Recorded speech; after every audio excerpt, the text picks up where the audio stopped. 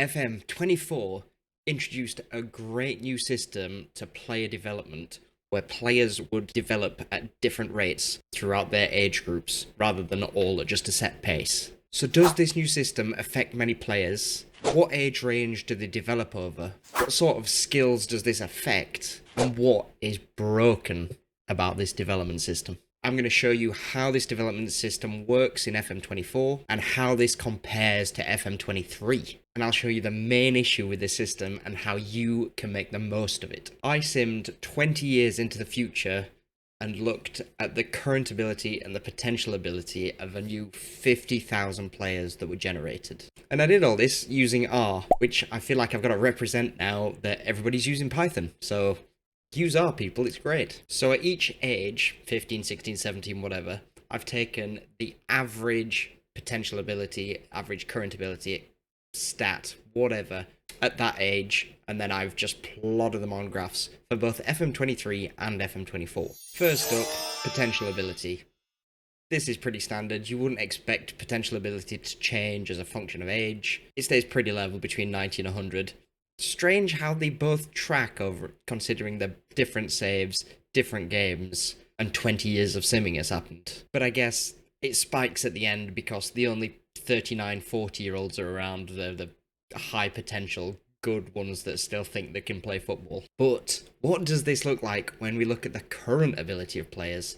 So this will give us an idea of how they're actually developing, whether some are developing earlier, some are developing later. What does the development path look like?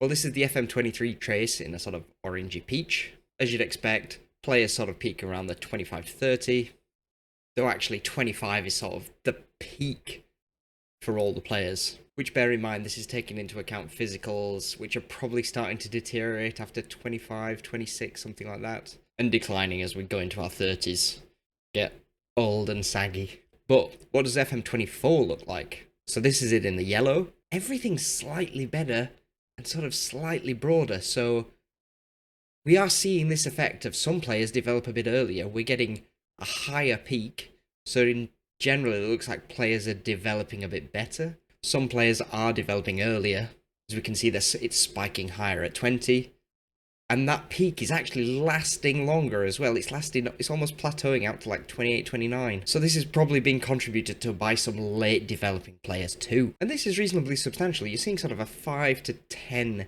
ability point change between the two versions.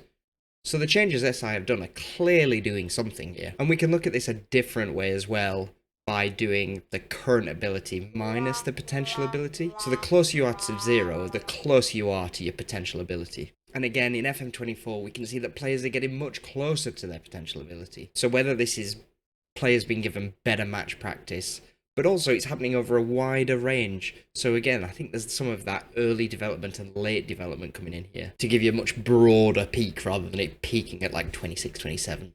So how do different stats develop over time? Well, first, let's look at a key physical ability. Let's go with pace. So both FM23 and FM24 have a very similar trend here. Pace rockets up until you're 19, continues to develop up till about 24, and then sort of plateaus. Perhaps a slight decrease, dropping the odd point down to our 30, and then we see a sharp drop off. Now with passing, there isn't much change in FM24.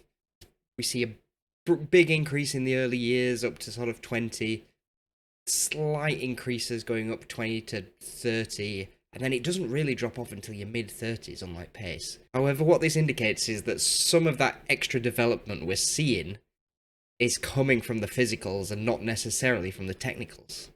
And as for mentals, we've taken anticipation here as an example, ramps up until you're 25 and just keeps on going until like 35. Experience counts. Then old age kicks in and it drops off. So this early and late development is clearly happening with a small but significant portion of players. I can't put a precise number on it because I'd have to do it for every year and match every name, and that would take a while, and I've got a job, so I need many more subscribers before I stop having a job and can go even more in depth. Is that a subtle enough subscribe hint? But the problem with development, this is the crux of the matter. Initially, I did this looking 10 years in, And so anybody up to 25, 26 was a regen, and anybody over 26 was a real player. Don't know why I'm being real player. And both in FM23 and FM24, there is a big jump in quality, in current ability, in closeness to potential of real players, which are higher than that of regen players. This is something that has carried over from FM23 and is still present in FM24. Now, I'm definitely not saying all regens are rubbish. These values are purely means of the whole population. What I'd really recommend is you need to be more selective when you're picking regens rather than perhaps making gambles on real players who you think might develop. They have a much higher percentage chance of being a better player than perhaps some of the regens do. But if you're interested in developing players and you're interested in bringing the best youth intake you possibly can, check out this video I did on improving your youth intake in FM. Enjoy your football manager, guys. I'll catch you in a bit.